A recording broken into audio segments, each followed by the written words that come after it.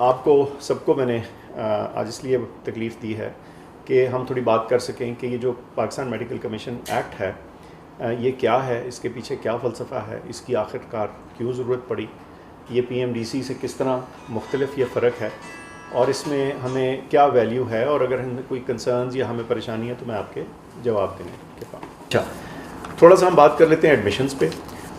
جو ایڈمیشن ہے وہ نیشنل ایم ڈی کیٹ ہوگا. اچھا، یہ اس میں جو ایک اور فلسفہ جو اس میں بہت اہم ہے وہ یہ ہے کہ at the point of entry the country اور the regulator needs to make sure کہ جو ینگ لوگ، بچے، نوجوان اس کے اندر آ رہے ہیں ان کی ایک بیسک منیمم ایکیڈیمک اچیومنٹ ہو. اس کی وجہ یہ ہے کہ آپ 5 سال کے لیے کسی کو کمٹ کر رہے ہو پڑھائی لکھائی کے لیے، تو یہ تو پتا ہو کہ یہ وہ اس چیز کو سہار سکیں گے، یہ مینٹین کر سکیں گے اس کو. تو ان ادر ورڈز ان کی ایک بیسک ایکیڈیمک. اچھا، یہ ایک انٹری ایگزام ہو گیا، ٹھیک ہے، جس کو ایم ڈی کیٹ آپ لوگ ابھی بھی اس سے فیملیئر ہیں. ایک اس میں جو فرق چیز آ رہی ہے وہ یہ ہے کہ ایک ایم ڈی کیٹ ہوگا، یکساں ہوگا، تاکہ یہ ویریشن چینجز یہ نہ ہو، اور اس کی سنگل کریڈیبلٹی ہو. اچھا، پبلک کالجز کے لیے ایم ڈی کیٹ کی 50% ویٹیج ہوگی. جو پروونشل گورنمنٹس ہیں وہ اپنے ایڈمیشنز کیری آؤٹ کریں گی پروونس میں. پبلک کالج ایڈمیشنز جو ہیں وہ پروونشل گورنمنٹ کی سینٹرل میرٹ پالیسی ہے، جو بھی وہ ہوگی اس کے بیسس کے اوپر ہوگا. پرائیویٹ کالجز جو ہیں وہ ایڈمیشن پالیسی اپنے کالج کی ان ایڈوانسڈ وہ اپنی ایفیلیٹڈ یونیورسٹی جس کے ساتھ ہیں اس سے اپروو کروائیں گے، اور پی ایم سی سے. اچھا، اور جو ایڈمیشن پالیسی ہے ہر کالج کی وہ اناؤنس ہوگی annually at conclusion of the previous years admissions. جو پرائیویٹ کالجز ہیں ان کو اجازت ہوگی کہ وہ ایم ڈی کیٹ کے علاوہ اوور اینڈ ابو دیٹ اپنا ایڈمیشن ٹیسٹ یا کوئی اپنا کرائٹیریا بھی رکھ سکتے ہیں. جو تمام لوگ سسٹم کے اندر ایڈمٹ ہوں گے ان کو جیسے پہلے بھی تھا ان کو رجسٹر ہونا پڑے گا، تاکہ یہ چیز واضح ہو جائے کہ کون اس پروسیس میں جو ہے وہ کمٹ ہو چکا ہو. اچھا، ایک اور جو بہت بحث آتی ہے جس کا میں ذکر کر دیتا ہوں وہ ہے فی اسٹرکچر. ٹھیک، اس پہ بہت انگزائٹی ہے لوگوں کو. یہ خیال ہے جی، لوگ کہتے ہیں جی آپ نے ان کو کھلا چھوڑ دیا، جو مرضی وہ کرتے پھر. پہلی تو بات یہ کہ جو پبلک کالجز کی فی ہے وہ in any case provinces set کریں گے، وہ جیسے ابھی بھی کرتے ہیں. جو پرائیویٹ کالجز جو ہیں وہ ایچ پرائیویٹ کالج سیٹ کرے گا نا. اس کا مطلب یہ نہیں کہ وہ آزاد ہے ٹو ڈو اینی تھنگ، کیونکہ جو میں آپ کو باقی چیزیں بتاؤں گا تو آپ کو احساس ہوگا کہ جب آپ اس فریم ورک کو پورا میٹ کرتے ہیں تو بہت ساری چیزیں آٹومیٹکلی ریگولیٹ ہو جاتی ہیں، اور بلکہ زیادہ بہتر طور پہ ریگولیٹ ہوتی ہیں. اچھا، جو اس کی جو پروویژن ہے وہ یہ ہے کہ supervisory regulation of P M C will be commensurate with facilities and quality of education. یہ جو آئیڈیا ہے نا کہ ان کو بالکل آپ کھلا چھوڑ رہے ہیں، یہ بلکہ اس کے برعکس ہے. کیوں؟ ہر کالج نے اپنے سالانہ اکاؤنٹس جمع کروانے ہوں گے، آڈیٹڈ اکاؤنٹس، اور اس سے چیز واضح ہو جائے گی کہ وہ فی میں کیا لے رہے ہیں، اسپینڈ کیا کر رہے ہیں. اگر وہ نان پروفٹ ہیں تو کیا واقعی وہ نان پروفٹ ہے، یا وہ بہت سارا پروفٹ اگر کما رہے ہیں تو وہ بھی چیز واضح اور پبلک کے سامنے ہو جائے گی. دوسری چیز کئی دفعہ لوگ کہتے ہیں کہ جی بہت سے پرائیویٹ یا کوئی بھی ایجوکیشن انسٹیٹیوٹس یہ کر سکتے ہیں کہ جی آپ کو داخل کیا، اب آپ داخل ہو گئے، کمٹ ہو گئے، اب وہ فیسیں بڑھانی شروع ہو گئی، کیپٹیو ہو گئے نا آپ اس کے. ایسا نہیں ہے. ان کو پورے 5 سال کا فیس اسکیجول اس کوہورٹ کے لیے پبلش کرنا پڑے گا، اور آپ کی دوران ایجوکیشن اس کو وہ انہانس نہیں کر سکتے، اس کو چینج نہیں کر سکتے. سو آج جو کلاس انٹر ہو رہی ہے اس کے ماں باپ کو آج پتا ہوگا کہ ایئر 1 میں کیا ہے، ایئر 2 میں کیا ہے، 3 میں کیا ہے، 4 میں کیا ہے، اور وہ لاک ان ہو جائے گی. اچھا، سو تمام جو ایم بی بی ایس کا یا بی ڈی ایس کا پروگرام ہے اس کے دوران وہ چینج نہیں ہو سکتی. This a very important point to remember. اچھا، جو فکس فی ہے اس کے علاوہ یہ جو ایڈیشنل فیس دیے وہ دوسری چیزیں لوگ کرتے وہ نہیں ہو سکتی. ٹھیک ہے نا، ڈونیشنز ایٹسیٹرا. اچھا، اب ایک چیز آپ ذہن میں رکھیے کہ جب اب میں اس کے اوپر آتا ہوں این ایل ای کے اوپر بھی، لیکن جو کوالٹی آف فائنل پروڈکٹ ہے نا وہ جسے کہتے ہیں نا یہ سورج کی طرح واضح ہو جائے گی. کیوں؟ جب آپ نے اینڈ پہ امتحان لیا، میں اس کی الگ سے بات کروں گا. آپ اس کے 2 مقاصد ہیں جو لائسنسنگ ایگزام ہے دیا، اس کے 2 مقاصد ہیں. مقصد نمبر 1 تو یہ ہے کہ ہمیں پتہ چل جائے کہ ایک انڈیویجول بچہ یا بچی نوجوان جو پاس ہو رہا ہے کیا وہ ایک بیس لیول کی کمپٹنس یا کیپیبلٹی رکھتا ہے کہ نہیں. ان کے لیے تو یہ ایک لو سٹیکس ایگزام ہوگا. اس کا مقصد قطعی کسی کو فیل کرنا نہیں ہوگا، بلکہ یہ تھوڑی سی ری ایشورنس ہوگی کہ یہ تمام جو گریجویٹس ہیں جتنے بھی کالجز سے آ رہے ہیں, کیا وہ ایک بیسک سمپل سٹینڈرڈ کو میٹ کر رہے ہیں نہیں. اور اس کا سٹینڈرڈ یوں کر کے رکھا جائے گا کہ جس کسی نے بھی ایک ریزنیبل MBBS کا کورس پڑھا ہے اور امتحان دیے ہیں وہ اس میں پاس ہوگا. لیکن اس کا ایک اور فائدہ, یہ ایک بیرومیٹر ہوگا, ایک تھرمومیٹر ہوگا of the quality of education being imparted in the organization. اگر ایک کالج ہے جس کے 99% بچے جو ہیں وہ فرسٹ اٹیمپٹ میں NLE میں پاس ہو رہے ہیں, اور اس کے برعکس ایک کالج ہو جس کے 50% بچے NLE میں پاس ہو رہے ہوں, تو سٹینڈرڈز اور ان کی جو ویریشن ہے وہ واضح ہو جائے گی. اس کے دو چیزیں ہوں گی, یہ رینکنگز میں مدد کرے گا, میرٹ میں مدد کرے گا, اور سب سے بڑھ کے یہ کہ جو اگلی کلاسز ایڈمٹ ہو رہی ہیں, پیرنٹس اور بچے ایڈمیشنز جن کی ہو رہی ہیں وہ بھی سوال پوچھیں گے کہ بھائی آپ نے 5 سال پڑھایا اور آپ کا کمپیئر ٹو دیٹ کالج اور that college where do you stand. In fact it will actually make sure کہ پرائیویٹ کیا اور پبلک کیا, ہمیں ہر کالج کی جو آؤٹ پٹ ہے, جو فائنل پروڈکٹ ہے, اس کی کوالٹی میجر کرنے کا ایک موقع مل جائے. تو اس کے 2 مقاصد ہیں جو میں نے ذکر کیے. اچھا, جو تمام پرائیویٹ کالجز ہیں ان کو SECP کے ساتھ رجسٹر ہونا پڑے گا تاکہ ان کے اکاؤنٹس اس طرح سے آڈٹ ہو سکے. اور اچھا, ہاؤس جاب یا لائسنسنگ کی بات کر لیتے ہیں.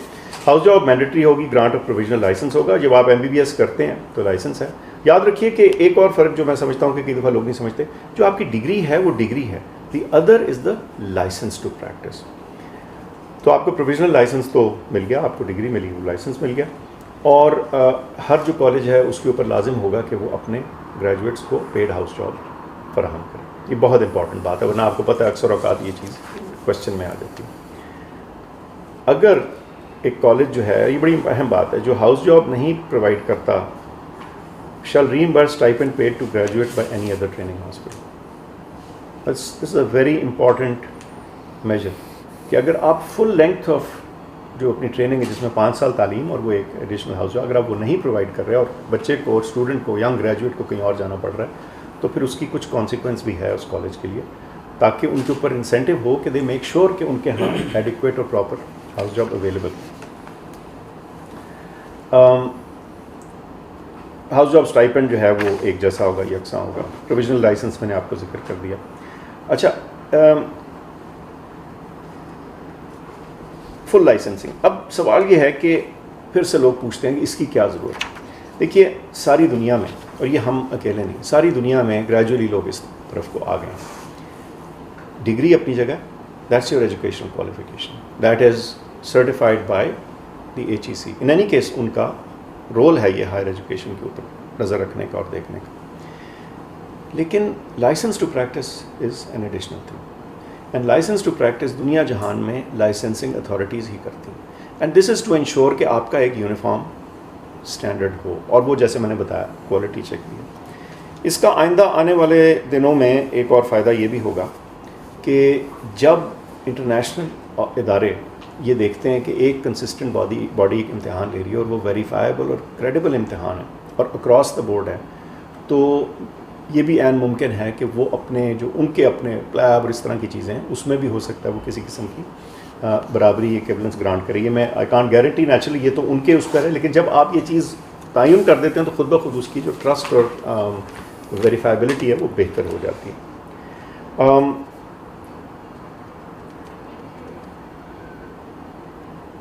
فل لائسنس NLE پاس کرنے کے بعد ہوگا, اور NLE کو پاس کرنے پہ کوئی وہ نہیں, آپ you can take the exam as many times as you want to, اور اس میں ملٹیپل اپرچونیٹیز ہوں گی تاکہ, اور اس کا مقصد کیا ہوگا, آپ کو سیپریٹ پڑھائی نہ کرنی پڑے.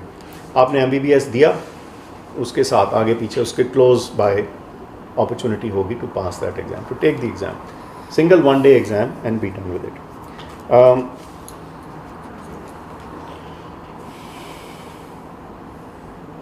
کچھ اور بھی ڈیٹیلز ہیں, we can talk about that in little bit. Academic board کیا کرے گا؟ ایکیڈیمک بورڈ جو ہے وہ accreditation standards for recognition and affiliation of medical dental college وہ ڈٹرمن کرے گا. ان ادر ورڈ اسٹینڈرڈس جو ہیں وہ ایکیڈیمک بورڈ تعین کرے گا. اس کی جو اپلیکیشن ہے وہ of course will be to the universities regulator, اور یونیورسٹیز کا ریگولیٹر کون ہے؟ HEC. جو کریکولم ہے وہ مینڈیٹری فالو کرنا ہوگا.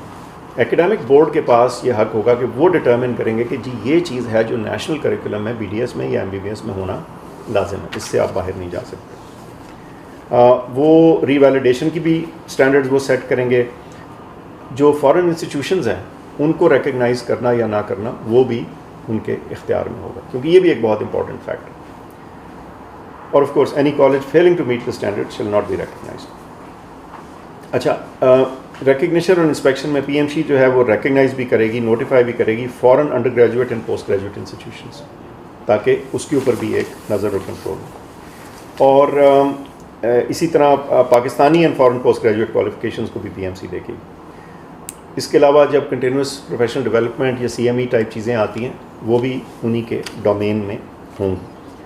اور PMC can carry out inspection for any recognition that it seeks to grant. تو یہ بھی ان کے پاس ایک طرح کا اسپیشل رائٹ حاصل ہے کہ وہ کسی وقت بھی دیکھ سکتے ہیں اس کو۔ اچھا، جو انڈر گریجویٹ کالجز ہیں ان کی جو فنڈامنٹل انسپیکشن ہے will be by HEC and affiliated university as per accreditation criteria notified by the PMC academic board. اب اس کو تھوڑا سا سمجھیے، اسٹینڈرڈ ایک اینٹی سیٹ کر رہی، کرنا کسی اور نے، سو اس کو deliberately there is a separation between the entity that is setting the standard and the entity that is actually going to check on that standard. تھوڑی سی separation of duties ہے، otherwise بہت جب centralize آپ کر دیتے ہیں تو it leads to all sorts of other difficulties.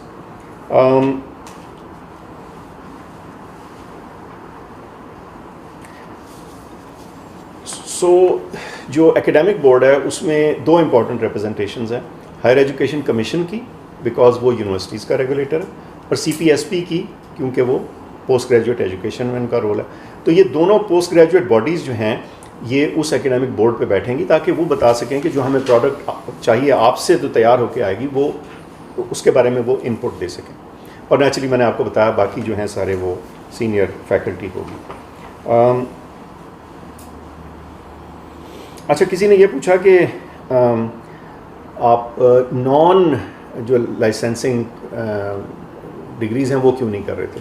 Generally دیکھیے جو ریگولیٹر ہے لائسنشر کا، they are only interested in the qualification that allows you to practise, right?